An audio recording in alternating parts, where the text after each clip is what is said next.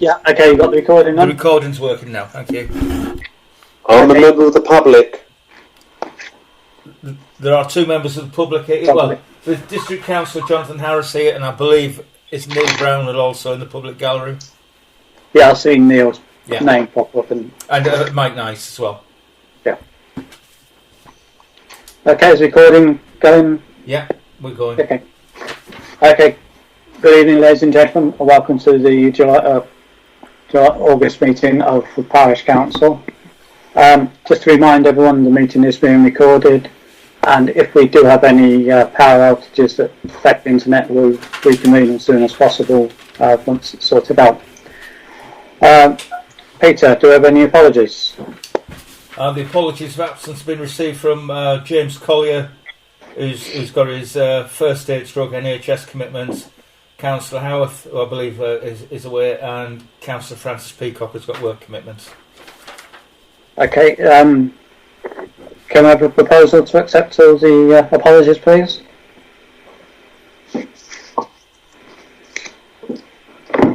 I propose we accept them. Okay, thank you, Tom. Do you have a second? Thank you, Lynn. All those in favour of accepting the apologies?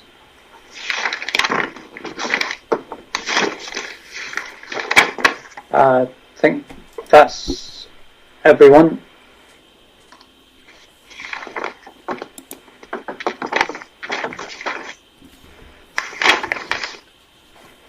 Okay, item 3, declarations of interest. Any members have a declaration of interest on any of the agenda items? No. Elaine?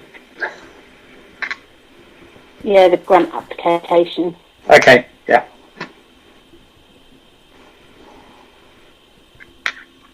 Item 4 is to agree the minutes of the previous meeting from Thursday the 30th of July, which is paper A. I've received one comment, Chair. Okay. Minute 5082, grounds maintenance. It's been suggested that I insert the contract will run from 1st of September 2020 to the 31st of August 2023 at a cost of £40,932 over the contract period. That's just to be more specific, because I just mentioned the annual cost and there was no mention of the contract period. So that's an amendment. Okay. Any other comments? Okay, is everyone quite happy for that amendment to be made? Yeah. Yeah. Yeah. Do we need to propose and second it, Peter? Yes, please. Yeah. Yeah. I'll propose it because it was my amendment. Okay, second. Do we have a seconder for that? I'll second it. Thank you. Okay, all those in favour of the amendment?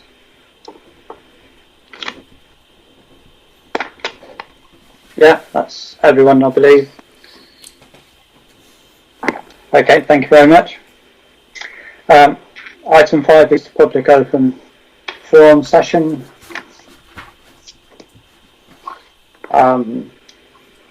Neil, do you have anything on this one? Yes, I would just like to highlight again, especially since you just mentioned the cost of grounds maintenance, that every day of the week the juniors football club are on the Ashway playing field, at least 50 people. In excess of that, there's 35 cars in the car park at the moment, but they're every single day using the grounds with football training. And I just, again, would like to reiterate, how much do they contribute to the cost? Because they are cutting the pitch up, all the ground there up so badly, especially with this rain. I'm not saying that they shouldn't be doing it, but I know how much it costs to maintain, and I just think that there should be a fair amount paid towards the cost of that, and I don't know whether it is. Certainly in my time on the council, it was significantly nowhere near the cost of the maintenance. That's the only point I'd like to raise. Yeah, we're in the process, Neil, of agreeing new terms and conditions with the football club, amongst others. And the clerk has written to them and asked what their usage of the facilities are at the moment, or what they plan to be. That includes training days, matches, start of season, end of season. As far as I know, we haven't had that reply yet. We had a very useful meeting last night, Chair, with the new liaison group for the sports clubs, and they've agreed to send us the link for the website with all the fixtures on, all the issued fixtures, and they're also going to mark up plans of what pitches they use and on what days.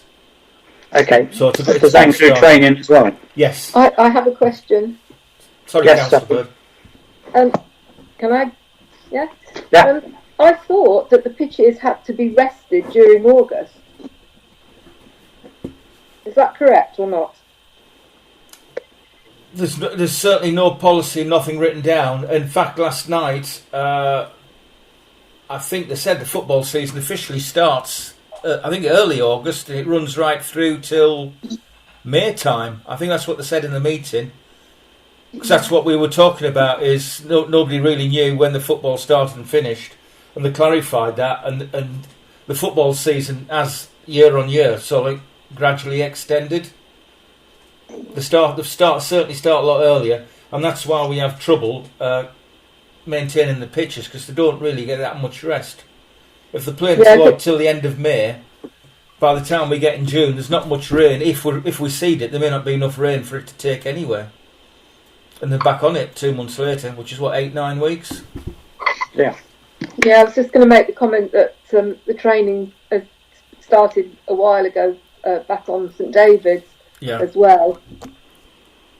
I was just my concern for the pitches. It's the train. They've been on the Ashway since mid-July. Not every week then, but certainly in August, they've pretty much been on there every single day. Yeah. The training somewhere on there. Yeah. I've got no problem, as a resident, I've got no problem with them doing it. It's quite nice to see the children over there training. I just, knowing what they used to pay, it goes nowhere near the cost, and they are killing the pitches, so they're killing the ground over there. And if they're contributing the right amount towards the maintenance of it, I don't have a problem myself as a resident, but I just would like to know that they are. Elaine? I think this was something certainly that Councillor Moxon pursued at the meeting this week, and they weren't necessarily able to give us exact dates that they would be playing. Now, I think if that's the case, then we're effectively saying that they're booking it for those days whether they play or not. I don't know, Sandra, you might not agree with me, but that was certainly part of what they seem to be saying. And I think that's going to come up in the discussion. I think that's certainly something that we are able to, effectively, if they're not committing to which dates, then effectively they're booking that time.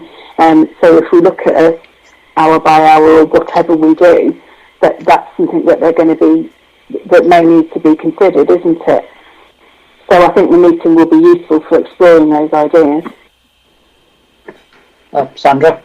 One of the things that I said yesterday or last night was, in the terms of reference, was to ensure all users receive fair and equal treatment and use. So that's not just sports teams such as football and cricket, but it's also just residents who may just want to walk their dogs there or play with their children or whatever. So it is an issue that we're looking at.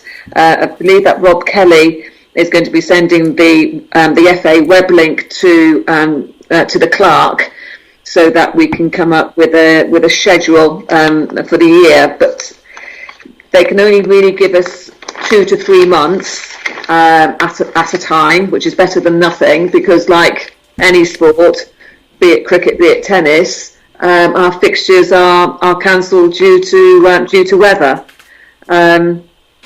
But it is something that we spoke about last night, and going forward, I think everyone does understand the importance of knowing who is on those playing fields and when. When you say they're on there every day? Do you mean during the evenings? Yes, and on Saturday and Sunday during the day. There is the car park has a gate, which you know, and a padlock, and I believe that padlock is a number code.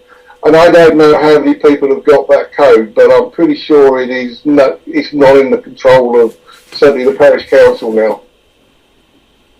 It's no longer in the control. It used to be that there was the one or two people who had the code, but that has pretty much got spread around, I believe. I'm just concerned for the fact that there's a lot of money spent on them, and it goes up every year because of the amount of use.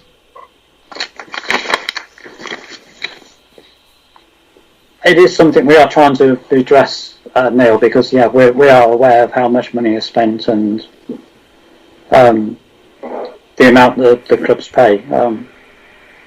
So we are trying to get the two nearer, shall we say.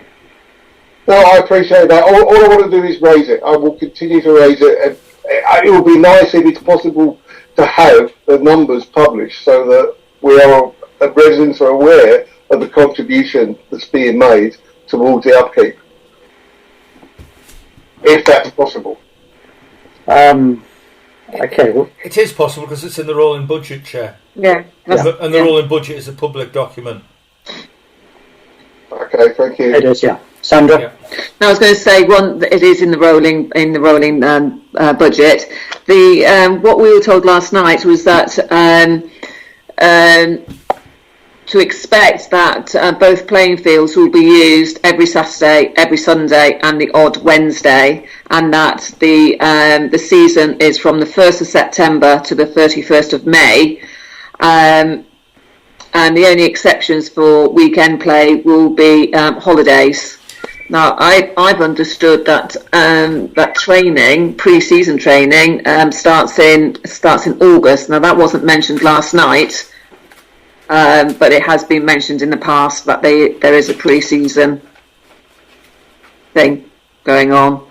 But I think, Neil, you should just be rest assured that we are dealing with this going forward. The working group had its first meeting yesterday, and it's got another meeting planned for 8 weeks' time, with the view that if anything needs to be discussed before then we will call a meeting before then as well, and everything will be fed back to full council. Thank you very much. Okay. Jonathan, have you got anything to bring to the public forum session? Or? Evening, everyone. I may be required to be involved in item 8, possibly, when we get to the retail working group. There's only one thing on my list, which you may or may not be aware of, a message from DDC today. I don't think it directly applies to us in any businesses that I can think of, but there's some changes in licensing applications for something called a pavement license now. So for any businesses that wishes to use public highways, village greens, pavements, courtyards for the purposes of food and drink, they've changed the process. It used to be a street cafe license, which was administered by NCC. It's been changed and will now be administered by DDC, and it's called a pavement license application. I can't think of any business here that goes outside of their own boundaries for that purpose, but it's really just to make you aware of it. Okay. Thank you, Jonathan. Yeah, we never know, do we, what's going to happen around the corner.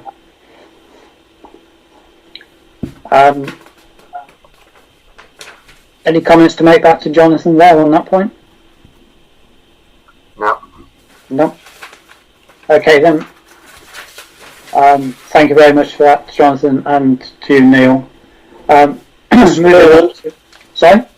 Mr. Chairman, can I make a comment to public? Yeah. Sorry, Mike. You got an item for the food share grant scheme, and Yes. I'm conscious that it's in the name of Councillor Elaine Coe, and she might have to declare an interest, so therefore may not be able to speak on the matter. But if anybody wanted to ask a question about it, since I'm not allowed to speak in your meeting, could I avail the council's opportunity to ask questions about it now, so that I can make any representation that needs to be made on that point? Councillor's happy just to look at that one quickly? We don't have to look at it now. But if you've got any burning questions, you want to do that now, and then you can. I can leave the meeting then. Okay, I've got one question for you. So, on the application, we're looking at sort of October half term and the spring half term. And I presume that's really because I suppose everyone thinks that COVID might be over by then. What happens if it's not? No, there's no mention of half terms. The idea is that it's a Thursday or a Friday, no, Wednesday or a Thursday after school tea time activity.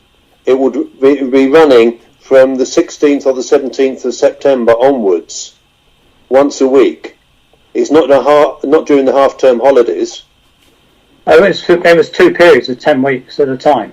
Yeah, two periods of 10 weeks will be for the 2 terms, the autumn and the spring term, up to the end of the financial year. That's what we're thinking of. Okay, if I take it is COVID-19 related. Well, it is, in the extent that there are many families in the village that are suffering hardship at the moment, and obviously our activity has to be limited in scope because of the social distancing requirement. That's why we can only help 4 families if we're going to do it through the olive branch. If there is no need, if there's no take up, we won't be that grant will be returned. Okay, my concern was that should the unthinkable happen and then you need to want to extend it, then obviously with the grant policy you can't do that within 12 months. So if you want to run it through the summer or something like that, where do we go? Elaine, I mean, I'm quite happy to go through this when we talk about the grant. Jackie had a hand up. Oh, yeah, Jackie, sorry. I just wanted some clarity, really, because it reads from the grant point of view as if it's for children that are already getting free school meals. Is that correct? Elaine? Well, there's sort of twofold aspect to this. The main thing is, I mean, we want to reuse food that would otherwise go to landfill. So we are looking at the potential of having anybody being able to use this and donate something to put back into the fund. We're identifying the children who qualify for free school meals because that is an indicator of economic background that the school have. And I can get that information, or we don't have to get that information. The school can identify those people. So it's not just for the children, it's for the whole family? It'll be for family, and yes, a family will be invited for the meal. Okay. Because it's clearer now, I think, but I was thinking, well, those children are already getting a hot school meal, free meal. There are other families in the village that maybe, particularly now with people being out of work, having more hardship and not getting free school meals for their children or meals for themselves. And it isn't easy always to get the food parcels from social care or the church. So how do we identify those people? They might be more in need, is what I'm saying. Stuart, you've got your hand up. Yeah, I mean, I think linked to what Jack is getting at, is there going to be any sort of, I hate using the phrase means testing, but is there going to be some fair way of ensuring that those families that need it get it? I absolutely agree that this useful indicator to have from the school, but as Jack is quite rightly saying, perhaps because there's free school meals already in place there, that isn't the urgent need. It may well be, but it won't always be the case. So is there any other way of assessing which families, or can families themselves apply for some of these meals themselves directly? How's that work?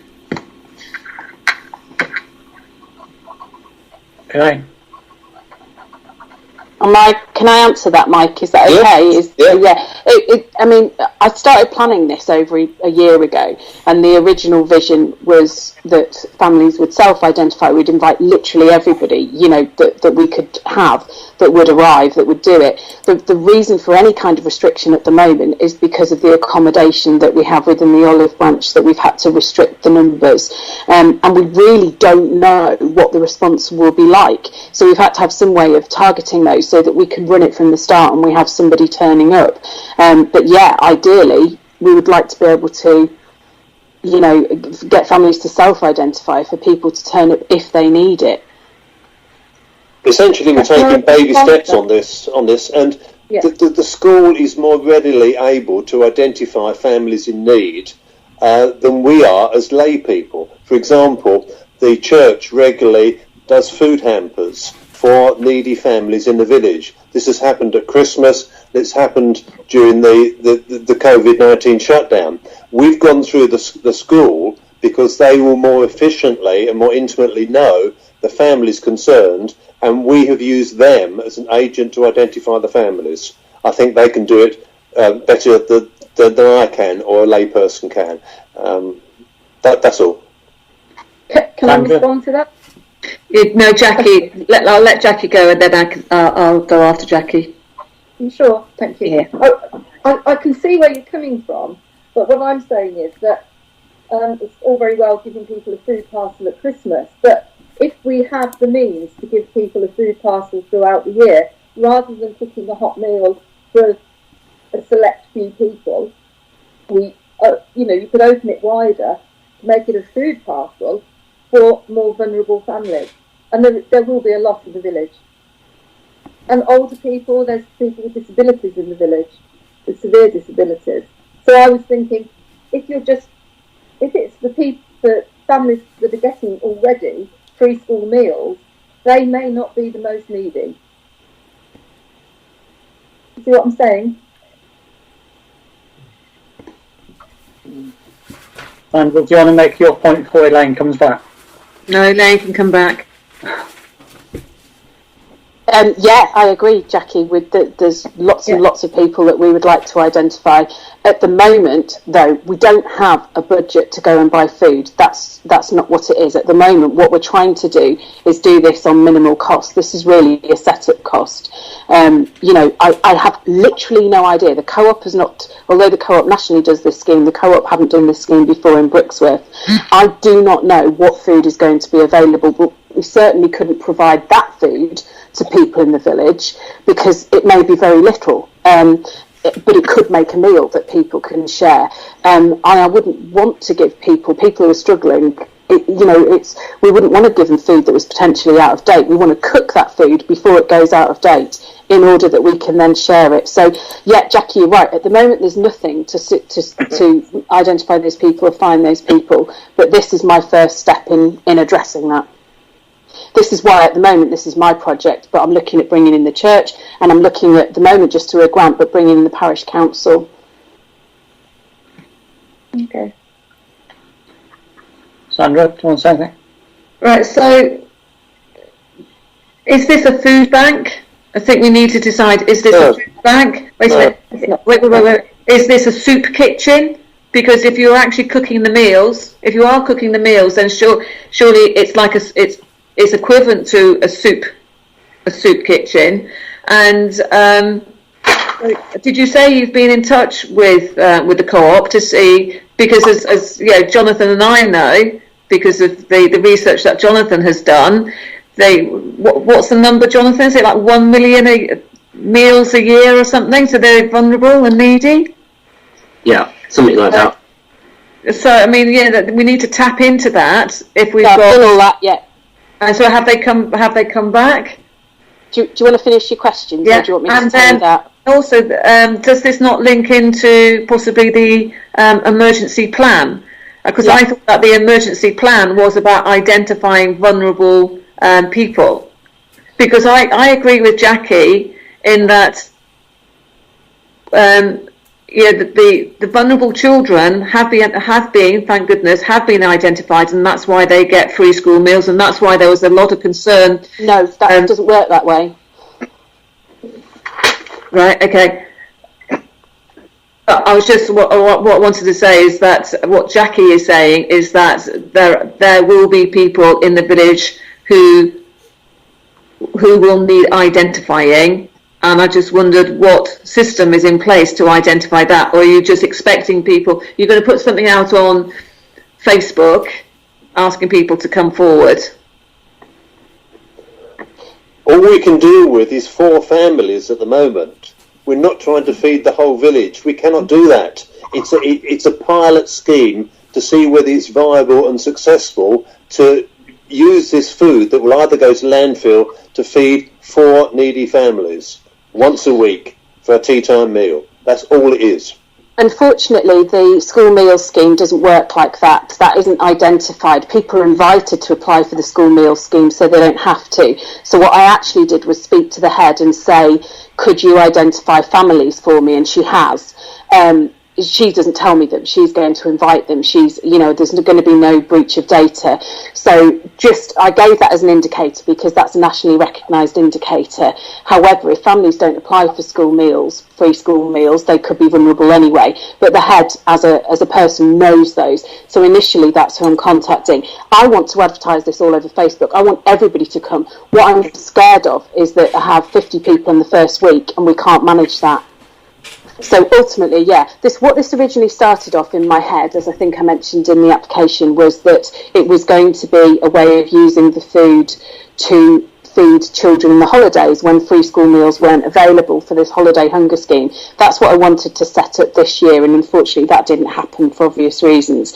So I want to start this scheme up now as a way of recycling food and it not going to landfill. Now, I'd be quite happy if anybody ate that, as long as it doesn't go to landfill. £500 a week goes to landfill from our co-op, or, on average from our co-op.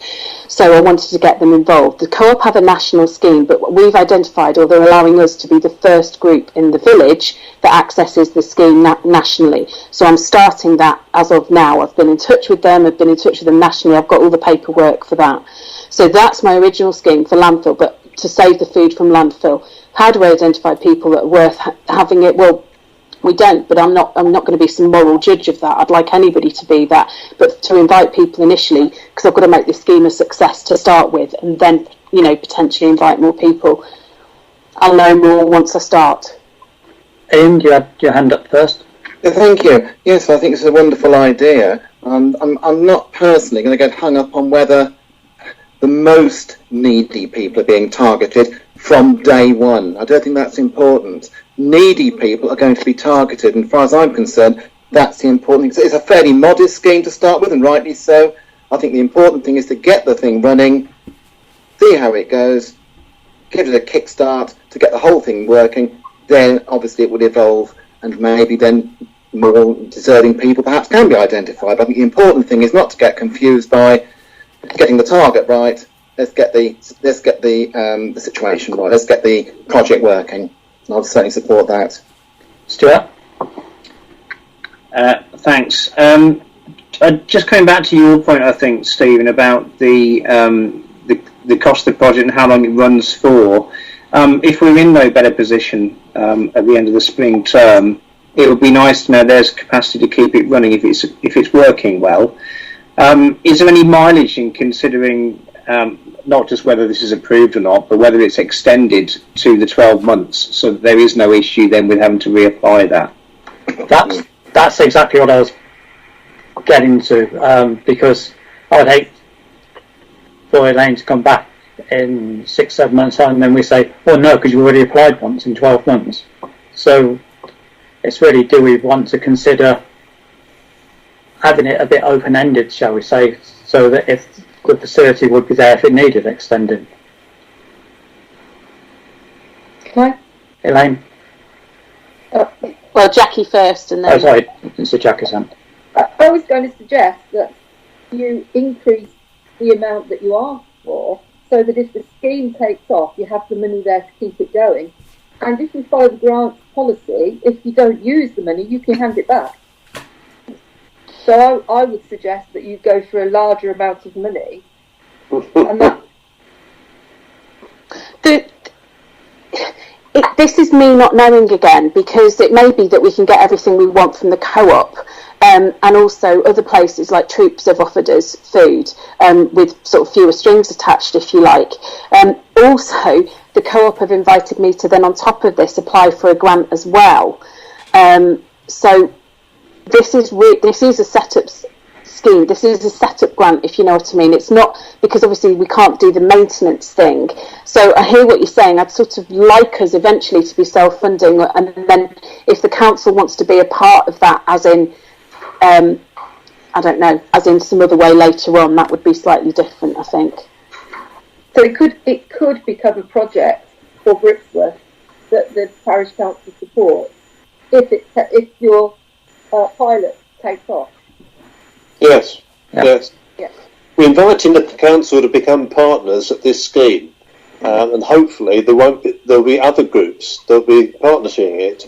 The church, for example, would like to back it more, but can't at the moment, because the Olive Branch, for example, has had a tremendous financial hit over the last few months. Okay. In normal situation, the Olive Branch would say, yeah, we'll do it out of our money, but we just can't. But who knows what's going to happen in the future? Jonathan? Oh, sorry.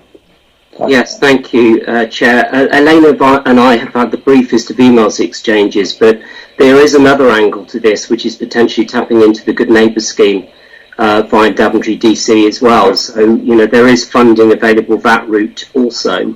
And we've had, as I say, an email exchange about tapping into the volunteer network to see if we can drum up some activity from there for the COVID group. And also, I think, if we can move it forward under the banner or linked to the banner of the Good Neighbour scheme, there's at least £1,000 of funding available on that route also. So we could also potentially tie that together, maybe. Stephen, can I just add something?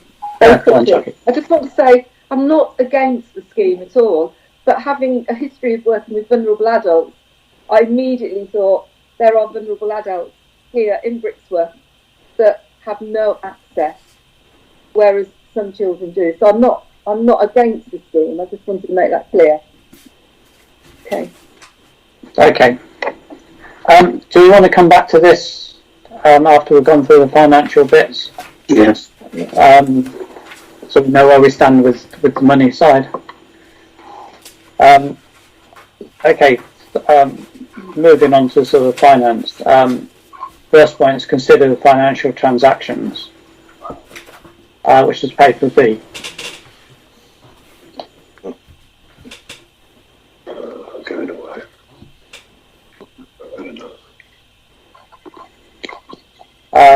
Does anybody have any comments on any of the transactions? No. Not, could we have a proposal? Chairman, if I can. Yes, Ian. Thank you. What happened with item 24? There's an overpayment or something. Yes, a typing error, and I'd overpaid the invoice, and I contacted them straight away, and they just refunded it there and then. So it was paid twice? No, it was paid once, but we paid too much. How do you stop this? Oh, I see. So I just contacted them, and they just did an immediate refund, so I just came back for the overpayment. Thank you. Where is it?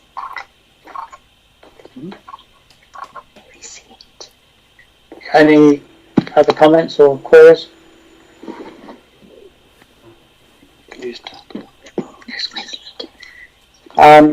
Can we have a proposal then to pay our bills for this month, please? Thank you, Lynn. Second, is that you seconding it, Elaine? Is that seconded by you, Elaine? Yes, it was. Yeah.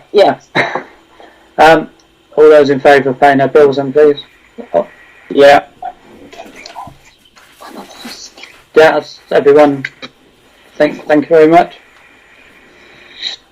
Chair, can I just interrupt? I think I have Mike trying to exit. Mike, are you still there? Yeah. You just move your mouse down to the bottom until you get the little red phone symbol. And then press Right, that. I'll try and do it. Okay, thank you. All right, I'll cheers. remove your mic, don't worry.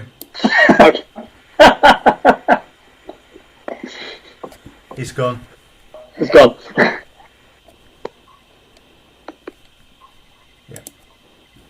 Okay. Item 7. Thank you, Jonathan, for noticing. Is the terms and conditions for sports teams, which touches on what we were talking about earlier, which is paper C.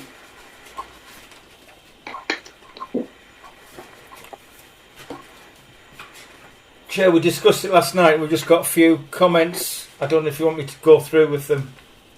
Yeah, Go through yeah, them. go on. Yes, please, Peter. Now, if I just very quickly call it up. You've added some bits about abusive behaviour and stuff like that, haven't you? Yes, one of the concerns was the the clubs wanted to contact R&G. We've agreed last night the only exception is for additional white lining work for the football pitches, where the total cost is carried by the football club themselves. Sorry, can I just say something on that one? Yeah.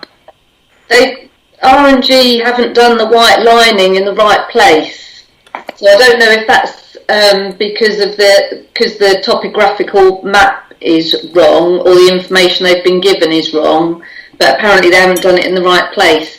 So I think sometimes the football club will have to talk to R&G or perhaps look at the information that they were given if that was wrong. The topographical survey was based on actual markings on the pitch. So the R&G should have replicated exactly what was there last year. I don't think they did. Well, it might be down. If they did, it was in the wrong place. It might be down in R&G then, because the topographical survey, I think it only fits in one way, and the plan. Well, R&G done it before, and they used the is it GPS technology? So I'm surprised if it is in the wrong place, but I'll certainly speak to Ken on that if that's all right. R&G. Yeah, lovely. Yeah. Thanks. Sorry, low down copies of Constitution and latest accounts. I mean, I think we agree the latest accounts isn't relevant, but we would like to see a copy of the Constitution. Yeah. Date of submission of paperwork. Councillor Barrett suggested it would be wise to put a date in there rather than a month. So we've said September the 30th and April the 30th for the two respective sports. We've also want to take out that they don't have to remove the goalposts after every game, and they don't need to use plastic pegs. I think we asked them to use plastic pegs when we had our own tractor and grass cutter, and I believe they use aluminium ones now. We've also asked them to remove any litter from pitch and pitch side as a result of the football or cricket activities. And the invoicing, we've agreed for the next couple of years to keep it twice a year because of cash flow problems by the senior football club. So we suggest invoices be sent out in October and February. And those were the results of the consultation last night, which I think the clubs appreciated it being consulted rather than something being imposed on them. So that was a positive from the meeting.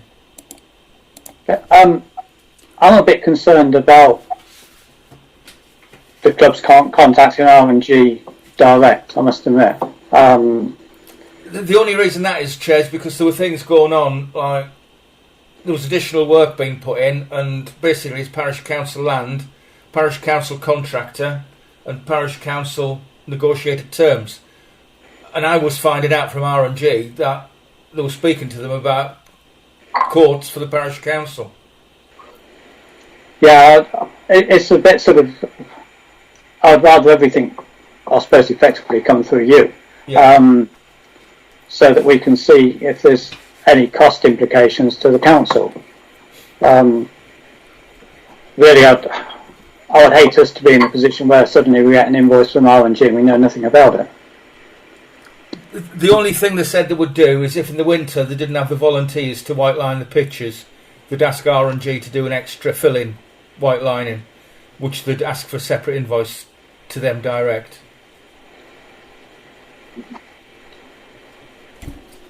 That sounds fine, doesn't it?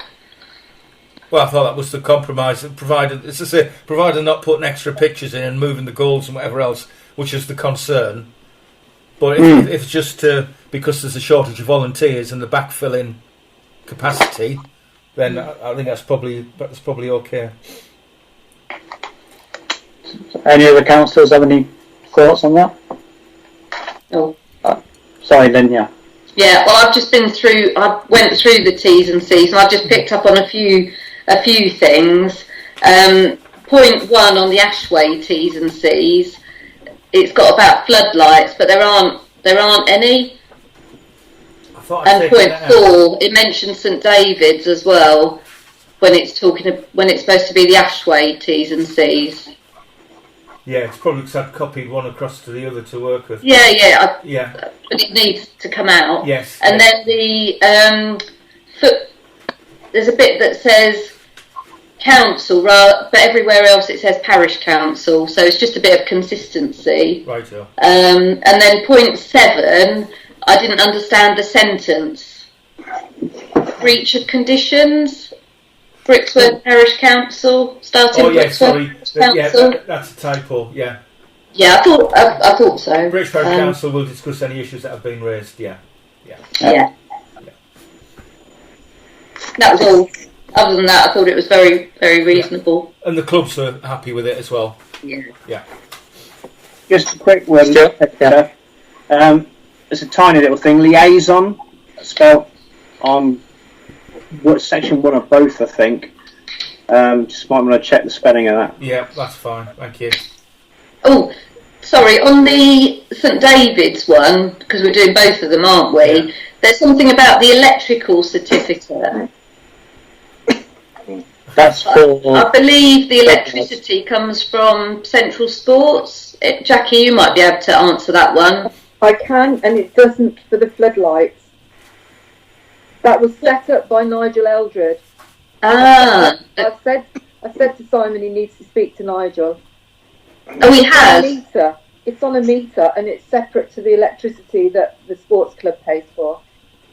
I think previously, when you had your electrical testing done, you used to test that as well. Apparently not. Oh, okay.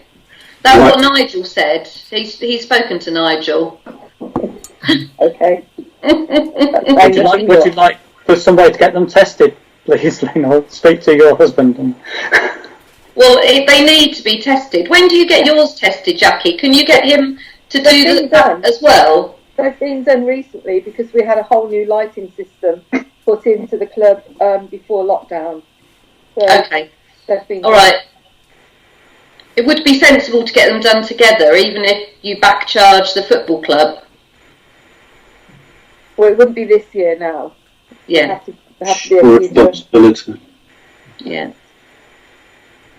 Okay. Kevin, I think you had your hand up. Yeah, going back to the phoning or contacting RNG, if it's only on that infrequent basis, I think the cricket club and the football club should actually go through to the clerk and get him to make the contact. If it's that infrequent, then you've got one point. RNG know they've got one point of contact and things like that. So there's absolutely no confusion whatsoever. So I'd support that, what you were saying, Chair. Lynn, you've got your hand up? You're on mute. Yeah. I'll take it down, sorry. Okay.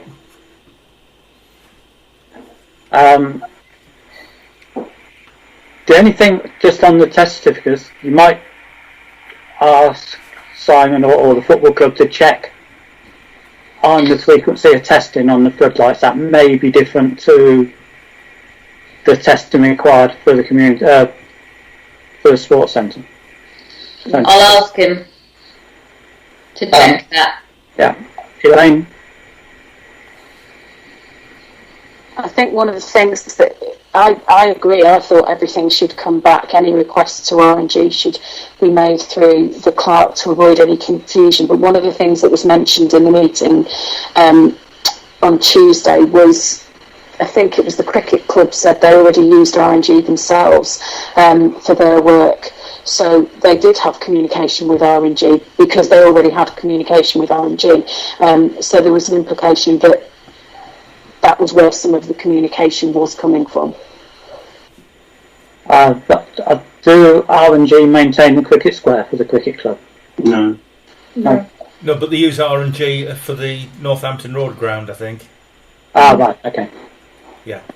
That was Mike Parsons' concern, was that we were asking them not to use R&G at all. Well, that's not the issue. We were asking them to involve us if there's any issues with St David's or the Ashray. Yeah. Yeah.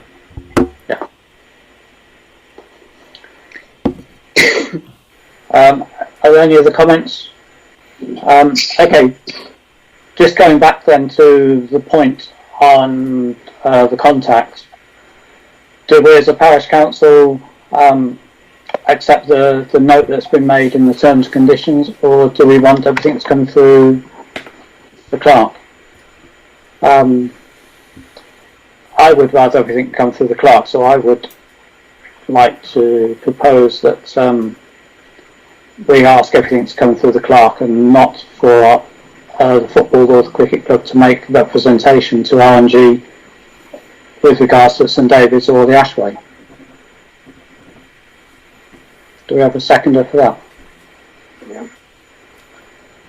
Thank you, Kevin. All those in favour of that, please? Yeah. Is there anybody against or abstaining? Can't. Against, Lynn? No abstentions. So I think, Peter, that was everything's gone through yourself, wasn't it? Yeah, that's fine, thank you. Okay. Other than that, then I think everything was fine.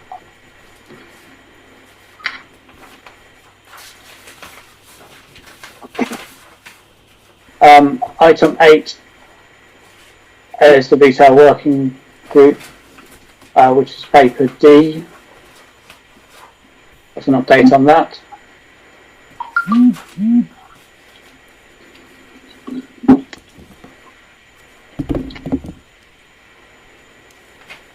The only comment I've got is that I thought you were doing the agenda for next week's meeting, Sandra, and not Jonathan. I think it's a partnership. Okay.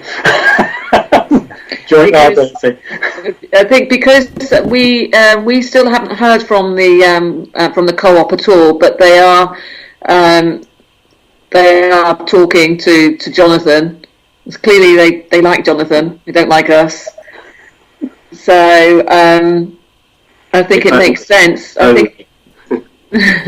think it makes sense that we work together on this.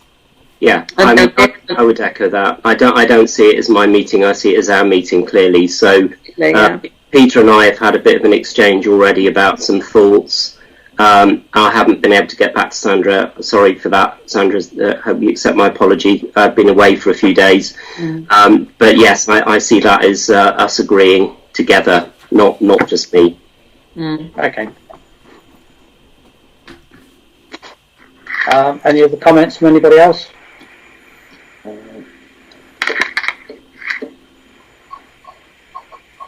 No, so everyone's quite happy to receive the update from that. Excellent. And everybody received the feedback from the survey. I was just going to come on to that one. Oh, sorry. Yes, go on, fire away, yeah.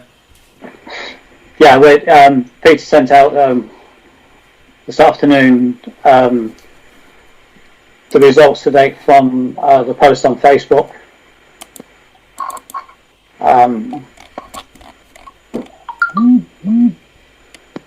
One question, Peter. Yeah. If I may be so bold.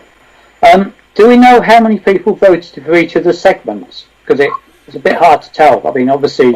In numbers, it's literally one person's got a different view to the next. So it's one? Yeah, exactly. 7 people were just against the red line, full stop, and didn't offer any alternatives whatsoever. And then 3 people said that they wanted it to be where the new houses are, at the southern end of Brixworth. And all the rest is like 1 vote each. People can shop elsewhere. There was just one general comment: keep it central, but finding the sites difficult. Somebody suggested the land to the Northampton Road stores, and then like there's one comment saying there was 2-3 comments saying move to the southern end of Brixworth, but then there was another comment saying that it shouldn't move to the new estate, it needs to stay in the centre to service Boniface House and the other elderly persons accommodation. So they're all contradictory comments, and there's no clear direction. Most of the comments came in from Brixworth, let us know. 2 comments came in from Brixworth Parish Council Facebook page, and 2 comments came in from email. 973 people were reached, and we had 41 different Facebook comments, but some of them were just so general they didn't really give a clue what they wanted. So that's why we stuck with the 19 comments indicating a preference. So it's not so helpful, really. Oh, I don't know. At least, I suppose, it shows we've done something, though. Yeah, Nothing. I've put it at the bottom, but it indicates that there's split views across the parish. No matter what you do, there's going to be a number of people with contrary views. Chair, can I just add also?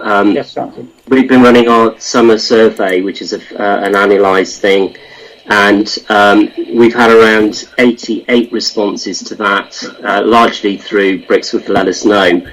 And it wasn't specifically about the co-op, it was generally about retail and facilities in the village.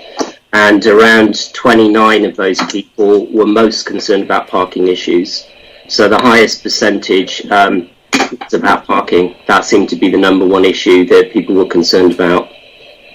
So again, in the context of the Red Lion situation, that probably is, as we all know, not really going to resolve that matter potentially.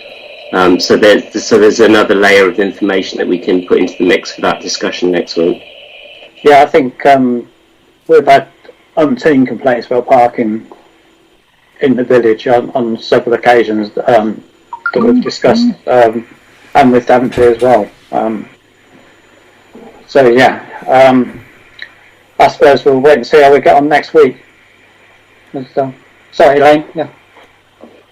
Oh, I was only going to say that it just, I think there were a few comments on Facebook that were people were very keen to make general comments like no one wants this or no one wants that.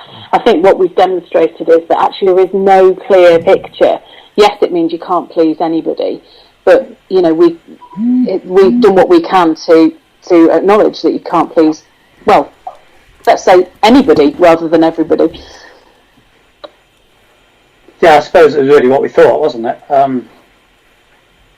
But we've tried, haven't we? And we have something.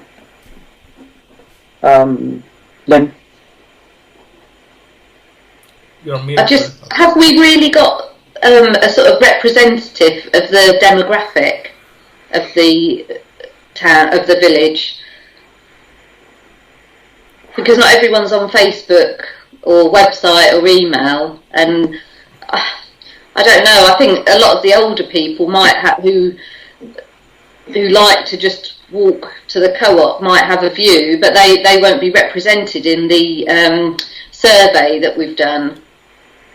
Well, I think in fairness, on the Facebook page, we did put on, if you know somebody who isn't on Facebook, please talk to them and get their views and write in as well. So we tried to cover it, but it was going to be a quick poll to see where we were going so that we had something ready to go back to the co-op with, or to use against the co-op or for the co-op or whatever. The only way to do it that way would be to send a letter to every house in the village that we just didn't have time for. Or stand outside the co-op with a survey. Yeah. Or you could leave, if you've got the questions, you could just leave a sheet in the co-op. But I can't do that. There wasn't a specific question. It was sort of give us your thoughts. Quite difficult, that one then. Yeah. Because we didn't want to direct people into saying one thing or another. We really wanted to know what they thought. So, Okay. And we needed a super quick response. we did, yeah. Okay. Ian? Yeah, I think it'd be dangerous to really draw any conclusion from it due to the very small numbers. If anything else, it just shows the parish council are going to have to make the decision on behalf of the village. We have no clear mandate from them. We're going to have to do what we think, in our experience, is right. Agreed. That's what we're here for. Yeah, absolutely agreed. Yeah. Okay, so everyone's quite happy to receive that, and we'll go forward with the meeting and report back accordingly.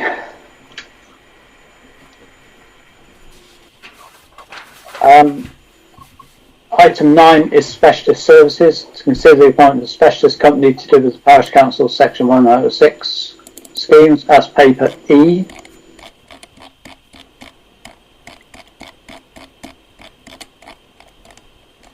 This follows on from last month,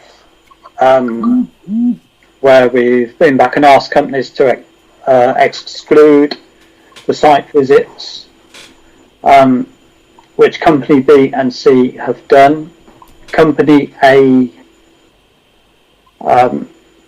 said that they couldn't sign off any scheme without doing the visits because they wouldn't know what would happen during the intervening period.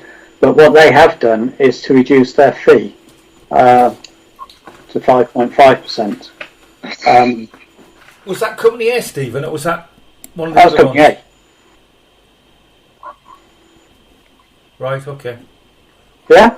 Yeah, I thought that was one of the other ones. One of the other companies was also unhappy. They said they weren't happy to let a contract and then not supervise it.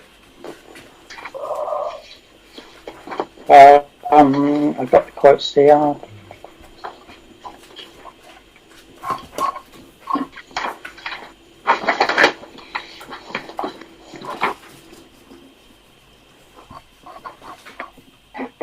Yes, that was, yeah, it was A. They reduced, yes, they put in their quotes that they had difficulty omitting this service in order to perform a final inspection. They have said they will reduce the overall cost. So yeah, that was company A.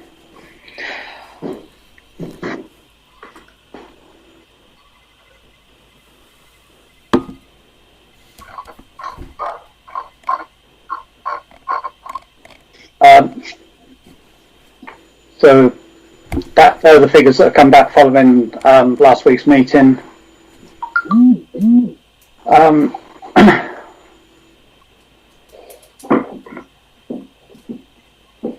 I would propose that we go with company A for both schemes. I'd like to discuss this before we go straight into a proposal, please. Okay, that's one to discuss. Yeah. Right.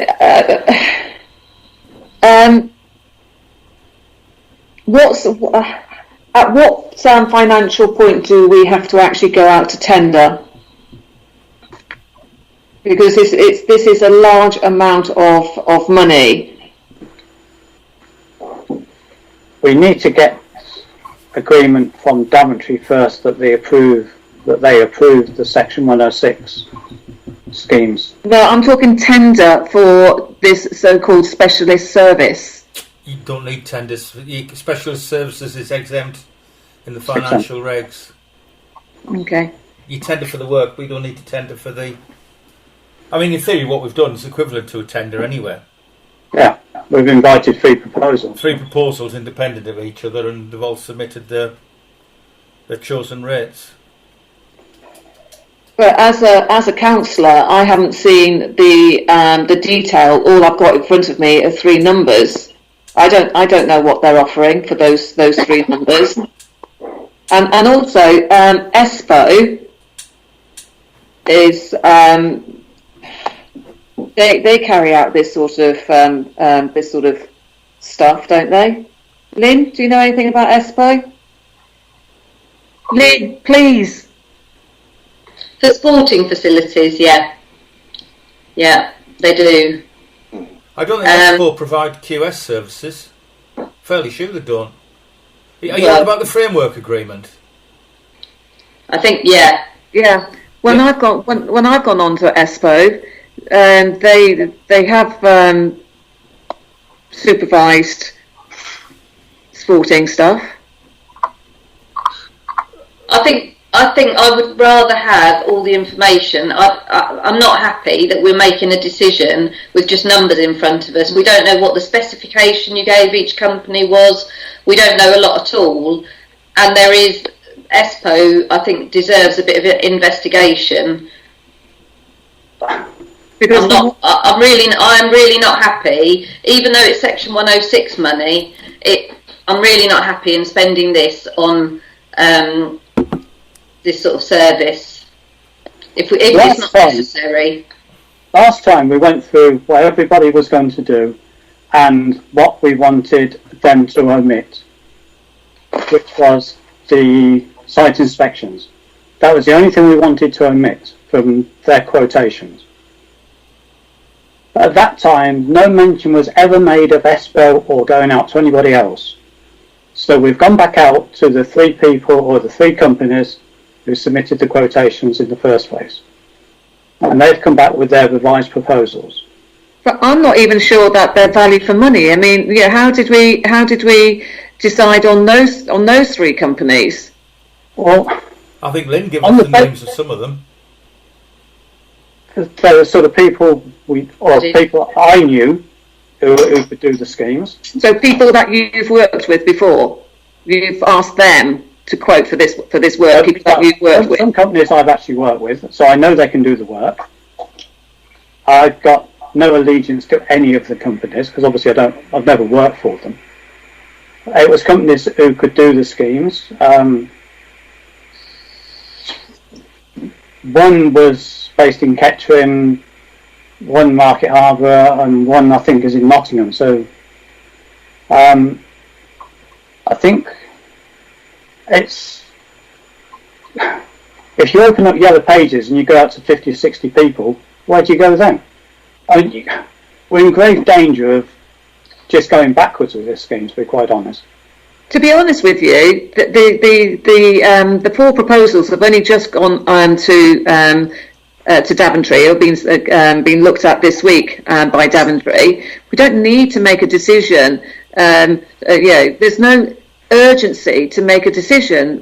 Daventry may not come back to us until October, so we've got plenty of time to get value for money. And I'm really sorry.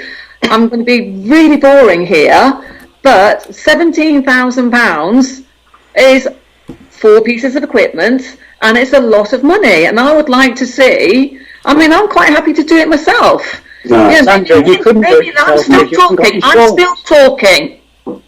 Okay. Yeah, I'm quite happy to pick up the phone to ESPO and go, because I'm really sorry, but if I find out that ESPO could actually do this very same thing for £5,000, I'm telling you right now, I'm going to be very angry. Ooh. Sandra, yeah, sorry, through the chair, did you say to me you spoke to NCALC as well, who thought it was very expensive? Yeah. Danny Moody? Yeah, I spoke to Danny about this. Yeah. And what did Danny recommend? ESPO. Yeah, you see, I already do a lot of business with ESPO.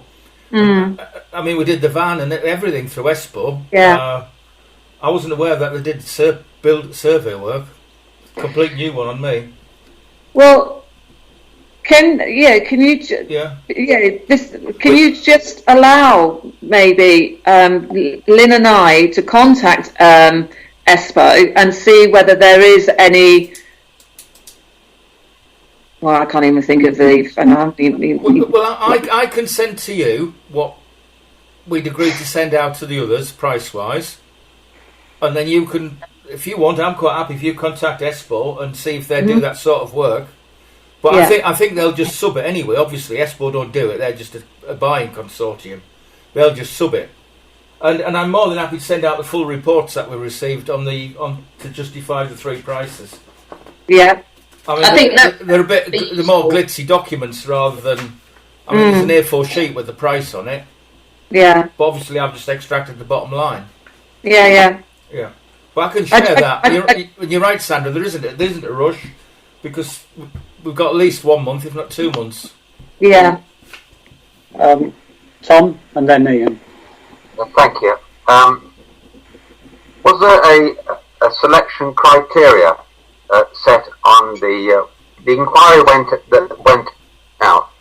Was there a criteria set on experience, not just weighted on cost alone, experience, CVs of the relevant staff, past projects, recommendations, things of that nature?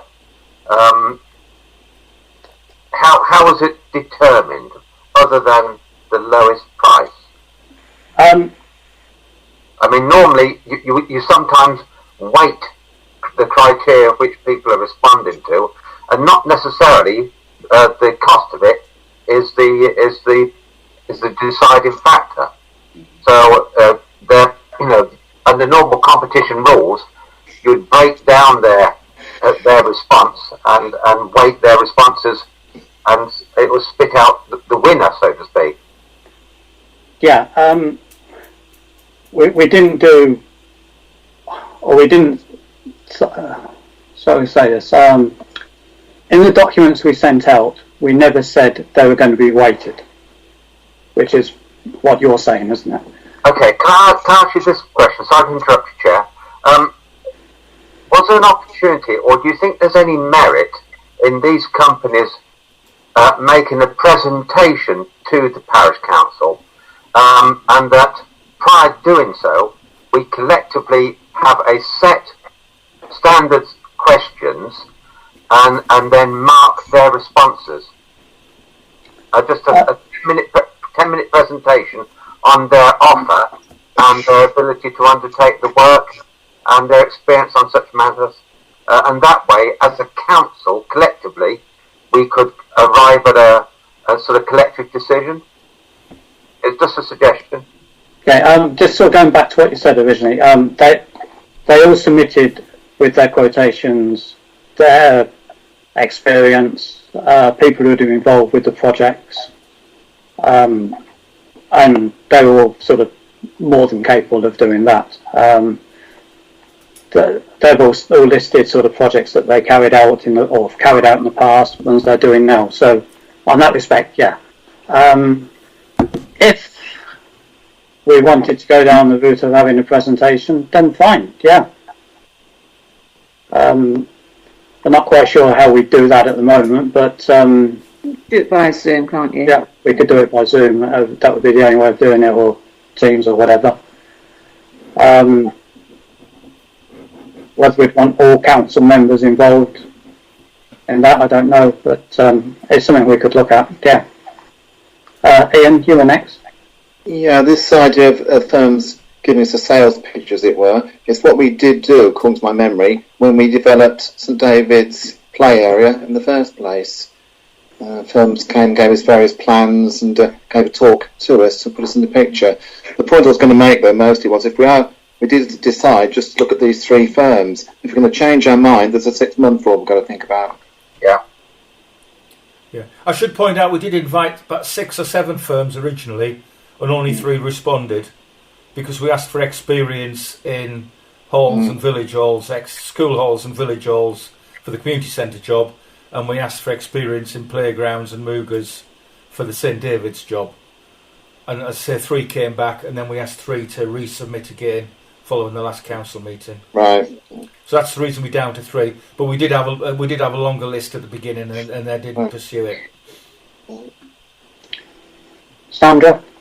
So I've just pulled up ESPO's website, and it's Framework 115.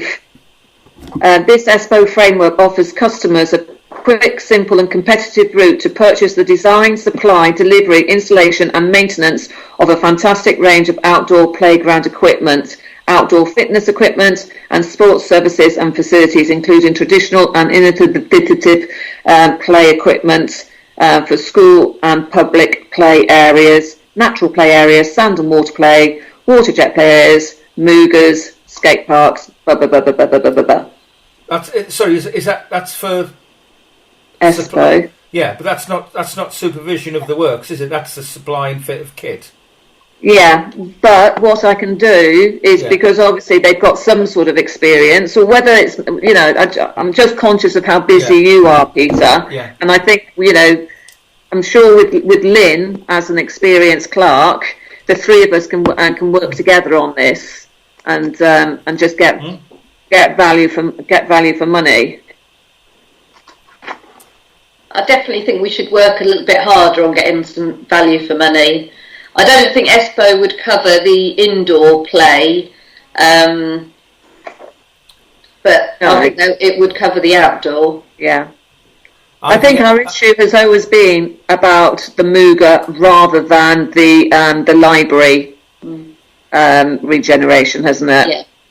Or refurbishment. So should I put this back on the agenda next month? Is that the council's wish? Or 2 months? I think next month, just push it along. Shouldn't take much. Shouldn't take that long. I would definitely like to see the sort of criteria that you used and the full responses that came back from the companies. Yeah, well, I can. What I can do is I'll recirculate that together with the RSPO stuff. Okay, and how did they break down their costings? Because that's not clear either. I would normally expect to see, for this amount of money, I'd normally expect to see a breakdown of what their final price covers. I think at the beginning of the report I sent round, it said split out between contract admin, tender procurement, on-site clerk of works, etc. Well, you'll see it when I send it all round and you do your comparison. Super, thanks. Yeah.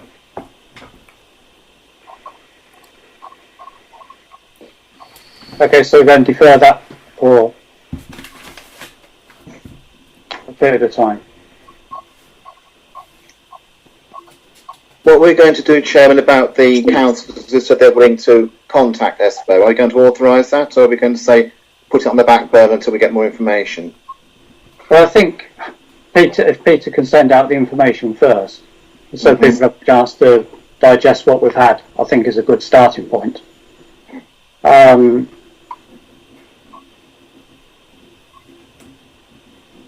I think once that's been done, I'm sort of happy for Peter to liaise with Sandra and Lynn to speak to ESPO, or to obtain a quotation from a fee proposal from ESPO for the work that's asked for. Why is it, not being disrespectful to anybody, Chairman, but why does it need anyone other than Peter? I don't want other firms to think they've had a different treatment. This is the point. Yes, that's a good point, Ian. Good point. Are you happy for Ian to do it? Not Ian to do it, Peter to do it? Yeah. Sandra? The reason why I was offering Lynn and I to help Peter is because Peter is just extremely busy with an awful lot of stuff, and therefore if Lynn and I can just take some of that workload off him, then that's the only reason for doing it. Just even making that phone call to say, is this something that you can do? And it's only a 5-minute phone call, but it may take 10 times to get through to the right person. And I don't think that's necessarily a good use of Peter's time. But if Lynn and I can actually find whether it is worth pursuing, then we can turn around to Peter and go, right, it is worth pursuing. This is the person that you need to speak to. Yeah. Kevin? I'll disagree with that, Chairman, because I think we should treat every firm exactly the same when contracts are concerned. Okay. Point taken. Kevin? And no disrespect to anyone. I would agree with Ian. If it's contracts and things like that, you've got to play the same way, and you've got to let the clerk do it, because he's the one who's the responsible officer, nobody else. So Peter can make that 5-minute phone call because he's got all the papers in front of him. So I think we should leave it with the parish clerk, because we know then consistency is there. Happy with that. Yeah. So Peter can speak, contact ESPO. Everyone happy with that? And then we can get a quotation if they do that work. Sorry, Sandra, what was the framework number? 115. 115, thank you.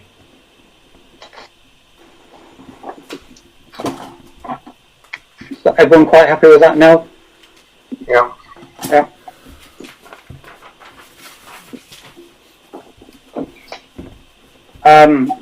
Item 10, grant application, which is paper F. We'll continue with the discussions we started.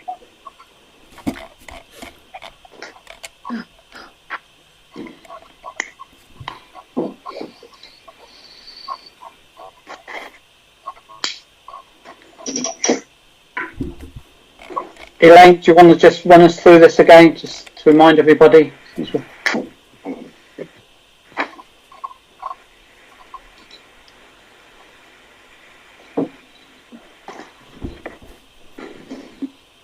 Elaine, you there?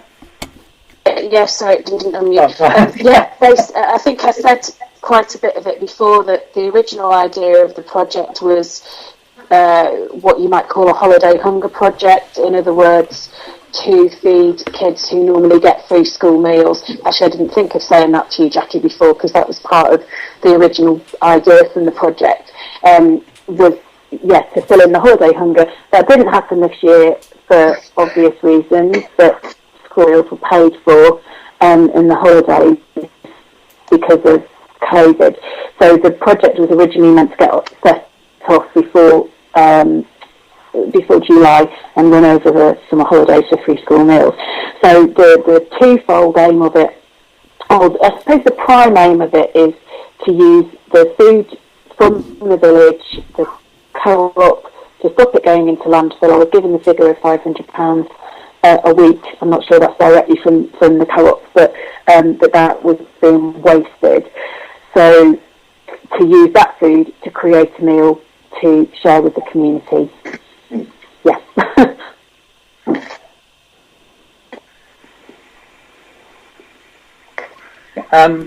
Elaine, what do you think about Jackie's sort of comment earlier about increasing the value of it, just so that you, if it does take off or you need extra, you're not sort of precluded? Yeah, it's really difficult to say, because I would like this. I would like other people to attend as well. I would like it to not have some stigma attached to it, that everybody who wants to be able to stop food going to landfill feels that they can partake in this, and that some people might want to donate for the cost of their meal. And as I said, there are other projects. I wasn't sure. I mean, between Mike and I, obviously I've had to rely on him in the sense that I don't have the kitchen facilities and the qualifications for this, and this was the sum of money that he'd come up with, and he didn't really comment on that earlier, did he, about what he thought of that. So it's a real unknown. I would like, if anything would stop this from carrying on, then I'd like to avoid that. So yeah, I think, it's a good idea.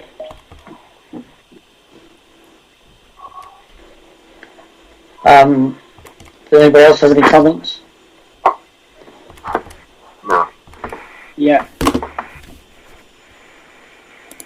Is that Stuart? Yes, it is. Yeah. Yeah. It's really just coming back to what I said earlier on. I think it's a good idea. I'm not just saying that because it's Elaine. I think it's a good idea. I do think we need to consider, or Elaine needs to consider, extending the amount of the grant requested so that it can run for a year. And it is a pilot scheme. You don't know what's going to be happening during the course of that year. It may well be that other schemes come in to it. But what you don't want is it being cut short if it's successful.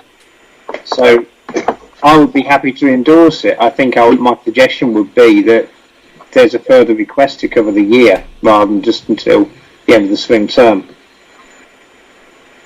Just leave that with you. Okay. Any other comments? Kevin? Yeah, I mean, I think Ian mentioned it before. Is Elaine and everyone else going to get this right the first time? The answer's probably no. But they're asking for a small sum of money, which I think we could increase without any problems. As Elaine said, they're not going to spend it. They'll give it back. If there's potentially up to a value of £500 going from Brixworth Co-op to landfill, then it's beholding on us for somebody to do something with those goods and to get on with it. So I'd actually endorse it.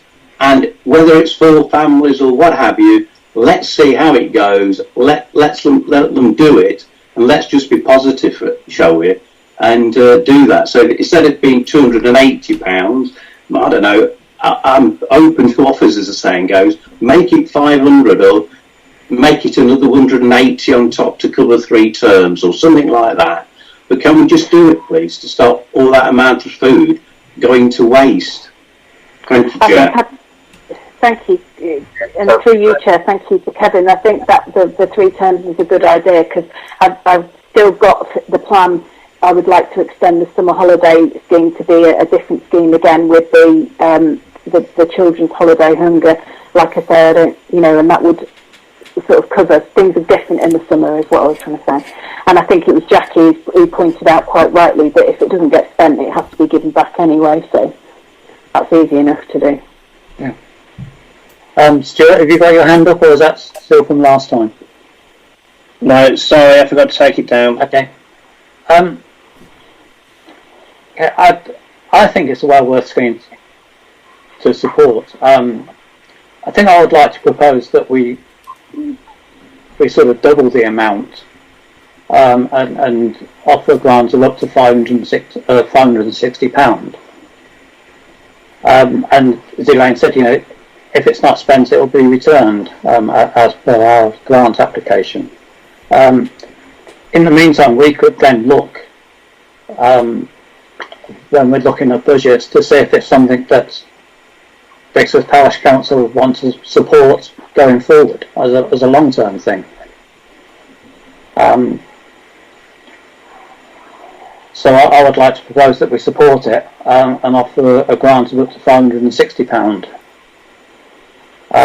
Sorry, Chair, when you say up to, you mean £560? Yeah. Yeah, fully, yeah. Or Elaine could draw off 280 and we commit up to £560, and now Elaine wants to draw it down. Right, okay. Leave it up to her. I would second that, Stephen, if that's a proposal. Yes, it is, yeah. All those in favour? That's everyone. Obviously, Elaine's not partaking. But yes, I'll leave you to organise it all now, Elaine. Thanks, everyone. That's brilliant. I'll feed back whenever you like. Okay.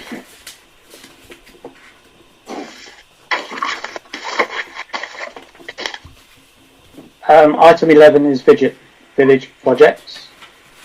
To consider further action to deliver the wildflower seed projects, which is paper G.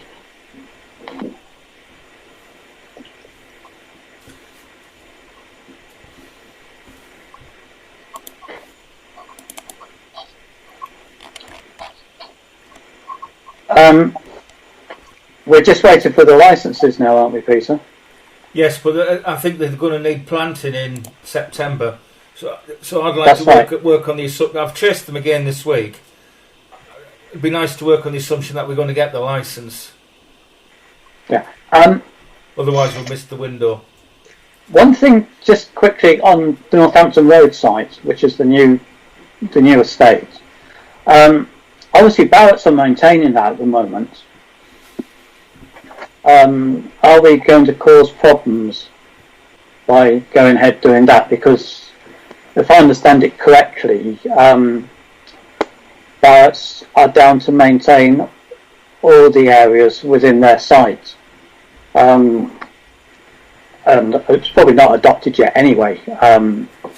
Are we going to cause problems by us going on and doing some of those areas? The Ashway bit, oh, sorry, it's all there, isn't it? Sorry. Are we going to cause a bit of an issue for ourselves by trampling over Barrett's maintenance works. Ian? I was wondering where the boundary actually finished. Isn't the wall the boundary and the rest of it NCC verge?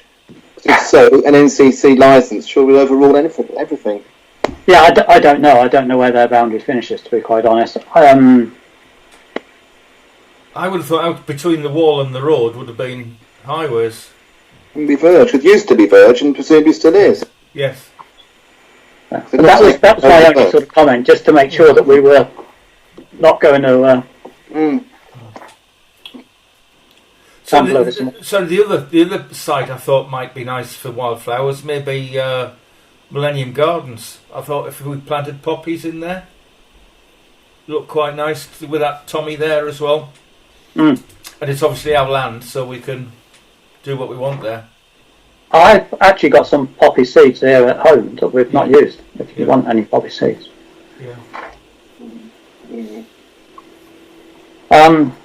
Anybody else any comments? No, great idea. Great idea. Let's get on with it. Yeah, which is, I think, what we've been trying to do for several months. If I can just about the Millennium Garden, we've done wild flower planting there before, and it hasn't been very successful because a lot of it's overhung by larger shrubs, and also it's very, very dry. Okay. I've tried it on a voluntary basis. 3 years we tried it with the play school, Centre Play Group. We tried it, and it was partly success, not really very good. So yes, it could be useful, but we need to investigate the exact site really carefully. Yeah.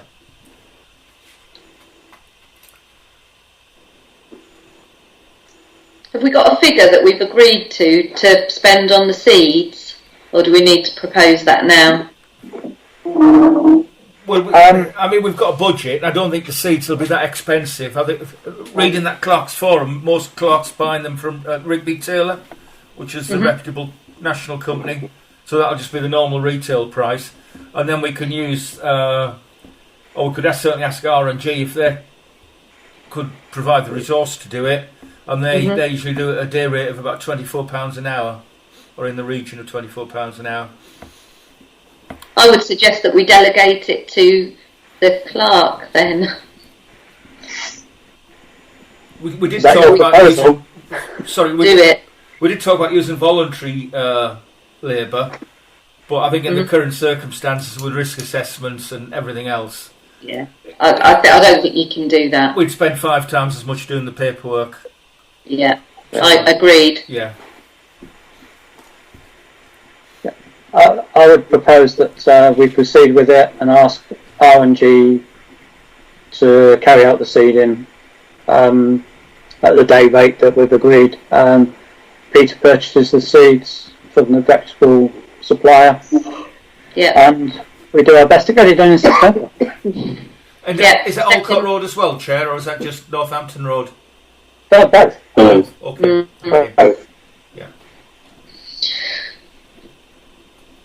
I second that, if that's a proposal. It was, yeah. Thank you, Tom. All those in favour?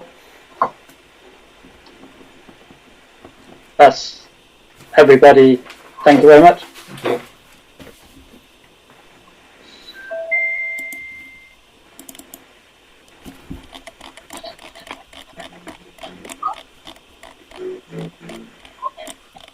Okay, section 2 now.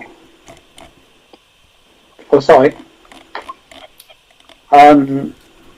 Consider further actions to discourage parking between the Village Hall and Holcott Road Garage development, which is paper H.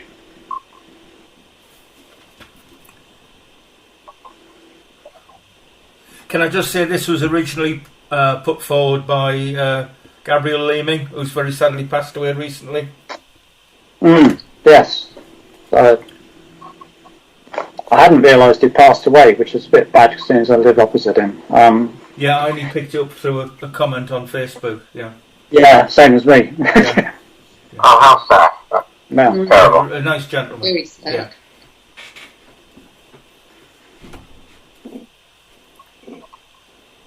I mean, we did talk a few months ago about putting posts around the Village Hall sort of green. We did, yeah. to stop the parking there.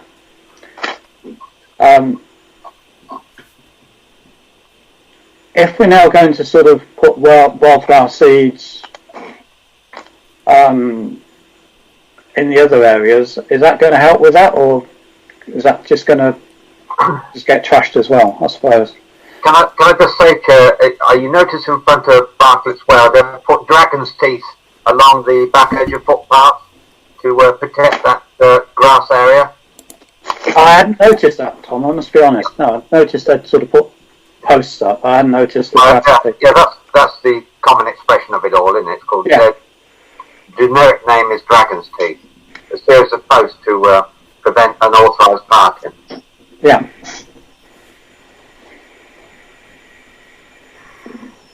I don't think possibly we as parish council want to go to the expense of that, because some of it is highways land, isn't it? All of it. All of it, yeah. But we've got 2 or 3 posts that are sort of rotting away already, haven't we? Yeah, yeah.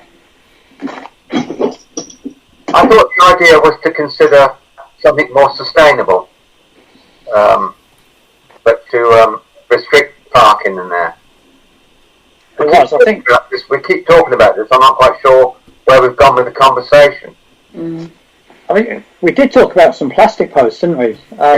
Yes, Chairman. I think I can't remember which council it was. Was a councillor who was tasked to go away and find out suppliers. I can't remember who it was now, but I know certainly I did the same myself. And there were 2 good suppliers I did find out, with a variety of recycled plastic posts that are readily removable should you wish, or they could be concreted in if you wish. Some have got chains between, some have got poles between, some just stand on their own right. There's a real big variety of them. I would recommend at least we consider them before moving on to, I think, consider another option. Sandra? So where those posts are, that's a resident has put in, that piece of land belongs to highways. Correct. And they've just turned a blind eye to those posts, but those posts should be there, but highways are just going, it is what it is. But if that is supposed to be our village green, it would be nice to make it a village green in the sense of, yeah, this was like the 1970s little bollards with the chain in between. Yeah, maybe we could make a feature of it with the bench and the flowers, and maybe even a village sign that says Brixworth. You know, like some villages have on their greens. They have the name of the village, don't they? Maybe maybe that could be one of our projects. Is that actually we do something with the whole of that patch of land. The village green is actually the bit in front of the village hall, though, isn't it? Yeah. The big area. So that's what I'm saying, is that maybe that could become one of our projects. So like we've had Christmas trees has been one annual project, the flowers has been another, etc., etc. So maybe this could be this year's project. So I don't think we've chosen a project for this year. So because we've just been caught up with COVID. So maybe actually, how much is in the budget for our annual projects? I think it was 11,000, wasn't it? We got just short of 11,400. Yeah. Okay. So we've committed some of that to the wildflower. Yeah. And we're also committing some to refurbishing the benches. So I'm not quite sure what we're going to have left, but.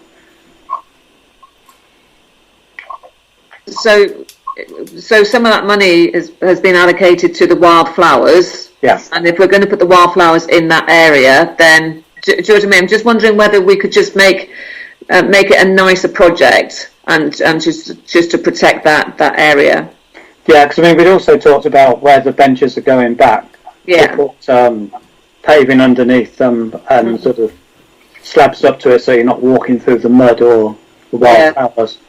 So yeah, to tidy the whole thing up and improve it is the idea. Yeah. I suppose the other thing we need to think of, I suppose there's very little maintenance with the wildflower areas, but the village green we need to make sure we can get the mower in to cut the grass, which I think has been a problem in the past, wasn't it, Peter? Yes. Yeah. Yeah. It just means more trimming. Yeah. Yeah. Sandra, you had your hand up first, then Tom, then Ian. I'm just wondering, because obviously this was very upsetting for Gabriel, and now that he's passed away, you never know. His family may want to have some sort of memorial bench there as well. Just a thought. Just trying to think of how we can make this into a really nice project. Did he own the Rowan's barn as well? I think he did. He did, yeah. So if a memorial bench we could actually put a memorial bench on outside the Rowans. So you've got 2 benches there. We've got the or a placard bench. Mm. In memory of that sort of thing. Yeah.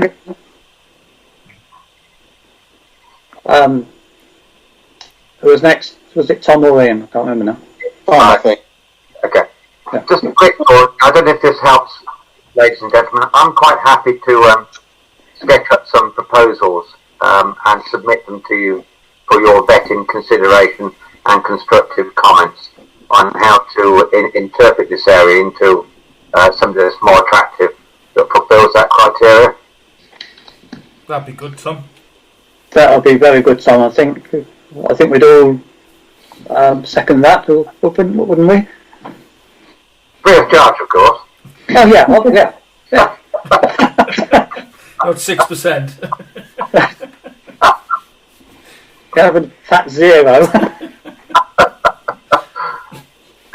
It'll just bring it to an end, won't it, Reddy, or push it to a head? Yes, it would. That's a very good idea, Tom. Yeah. Ian? Thank you. Yeah, that's brilliant. Thank you, Tom. I was going to say,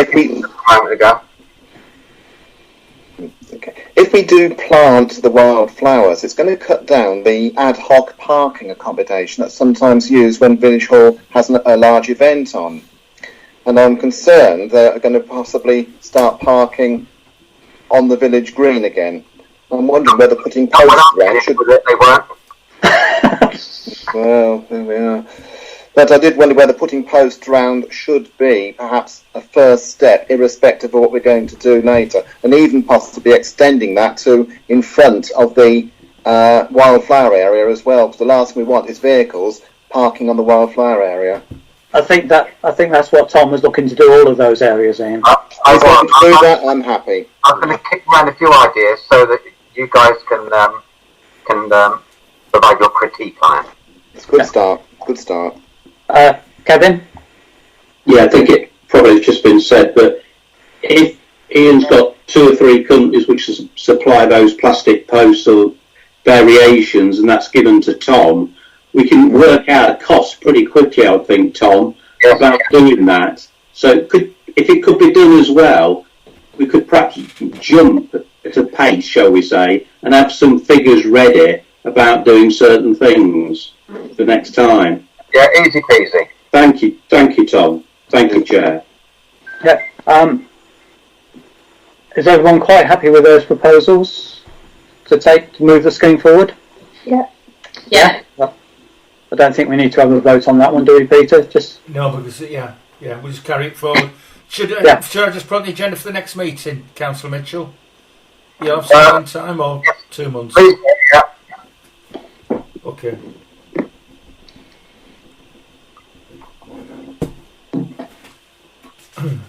okay. That's the end of village projects. On to finance now. Paper I is the rolling budget.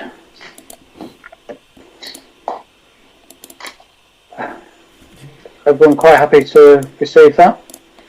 Yeah. Yeah? Yeah. Yeah.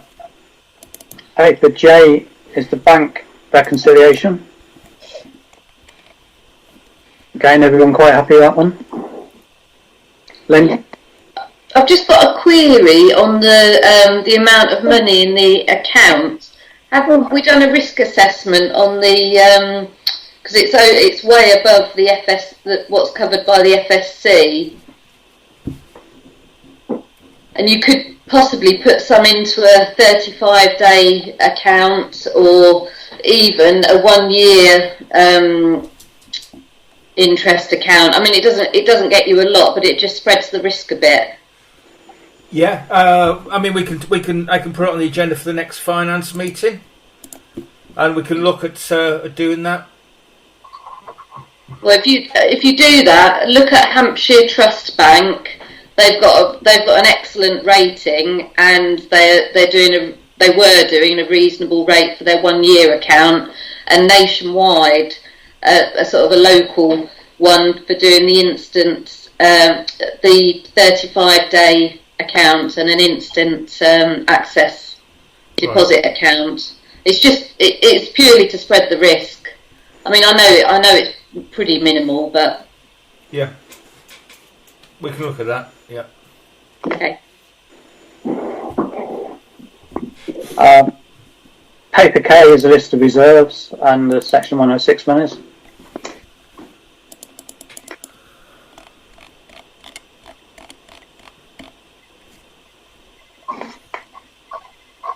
Lynn, is your hand still up, or is it? Sorry.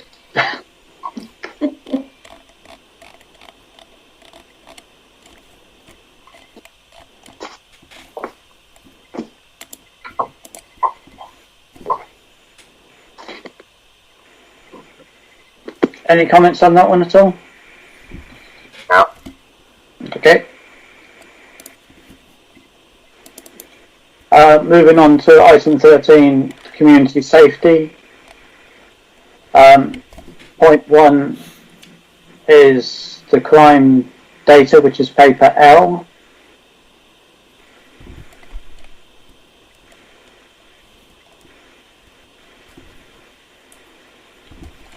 It's quite spread out over the village. The only minor odd spot is High Slade, where it's had 6 reports of antisocial behaviour.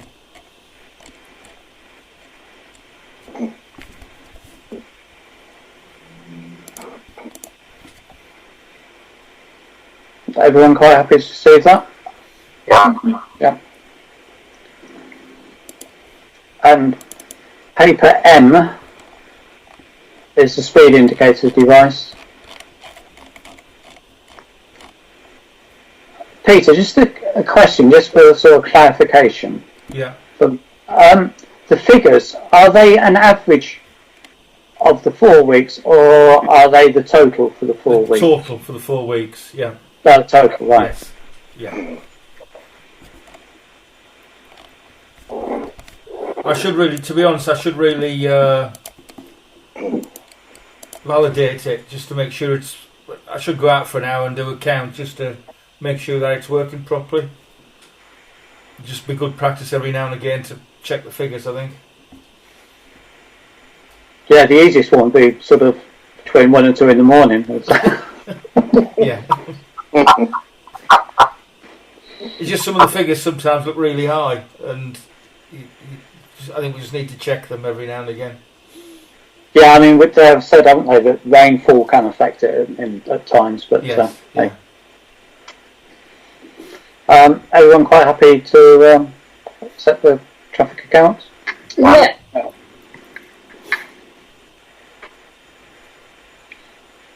And then the second one is the average speed accounts by time.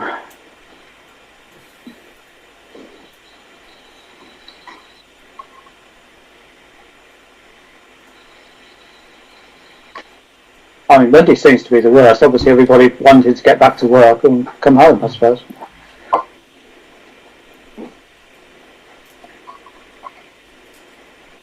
Again, everyone happy to receive that? Yeah. Yes. Yeah.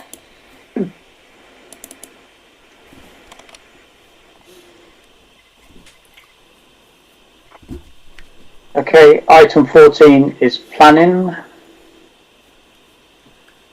Paper N is planning decisions.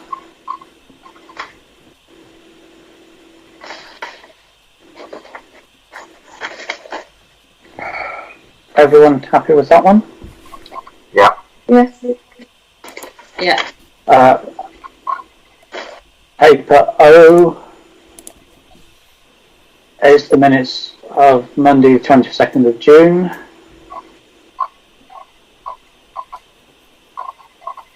Everyone happy to see that one? Yeah. And paper P is the minutes of the planning committee meeting on the 20th of July. Again, everyone happy to see that? Yes. Yeah. Item 15 is parish clerk's report, which is paper Q.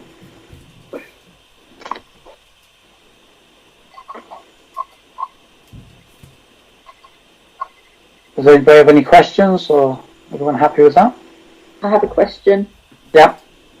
I just wanted to ask Peter if the advert for the assistant clerk has actually gone out now. No, because I literally have not had time to do it. But I intend getting it out before the personnel committee, which we've got one in about a week and a half. Okay. But if we do appoint somebody, we haven't got a workplace to put them in anywhere, and they're going to have to be work from home initially, because obviously the information point isn't COVID friendly. It's a very small office. But I need to obviously order the computer and the chair as well. But that'll only take 2 weeks, if that. Okay. So yeah, but it is high on my list. But I've just got so many different competing priorities at the moment. Yeah, but once we've got an assistant, you'll have fewer. I'll have the same number, but I'll have somewhere else to farm some of them out. Yes, you're right. Thank you. Yeah. Sorry, if I could just highlight in the parish clerk's report, we've had note of the county court hearing date, and that's early in October. Mm-hmm. Yeah.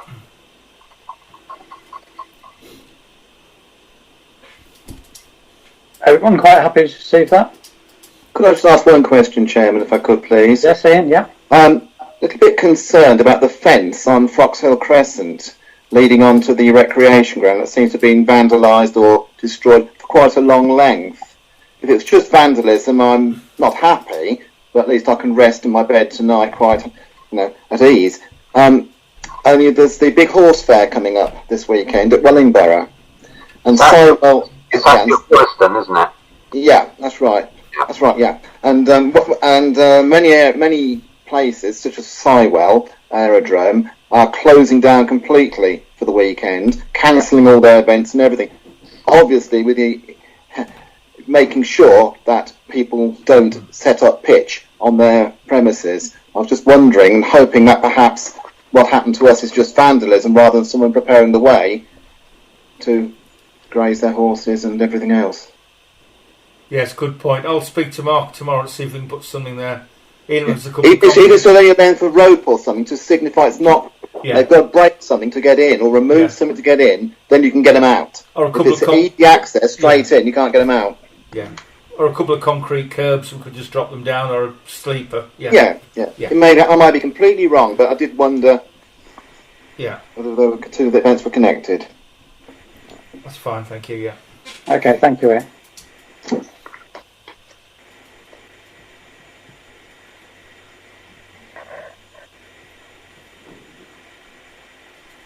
Item 16 is general correspondence, which is paper R. And Peter's also sent out a supplementary note, which was the ANPR fact sheet, which was referred to in one of the pieces of correspondence, which pretty much, I suppose, stated the obvious, but without seeing it, it was awkward to know what they was referring to. Yeah. We had already indicated interest in possibly funding ANPR, but they haven't. Yes. They haven't come back to us on it.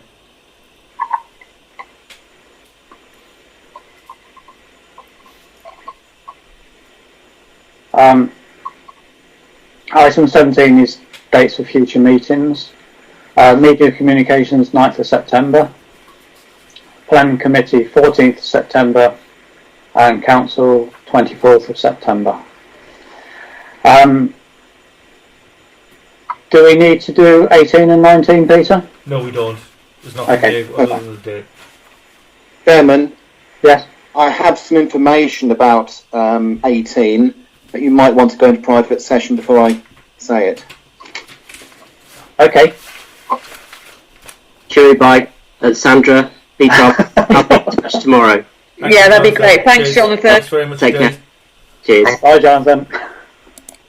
Can I just check the participants?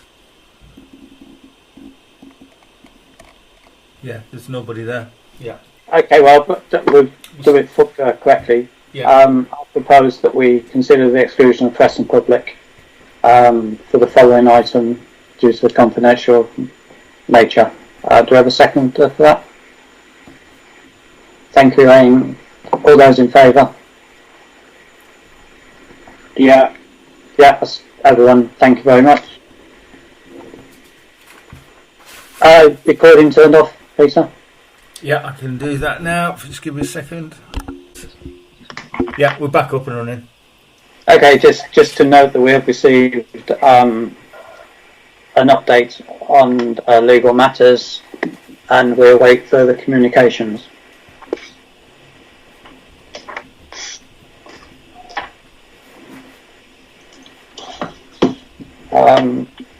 We can now admit the press and public once more. And item 20, urgent matters for report only. I've not been notified of anything. Have you, Peter? No, I haven't, Chair, no. Okay. I therefore declare the meeting closed. Thank you very much, everyone.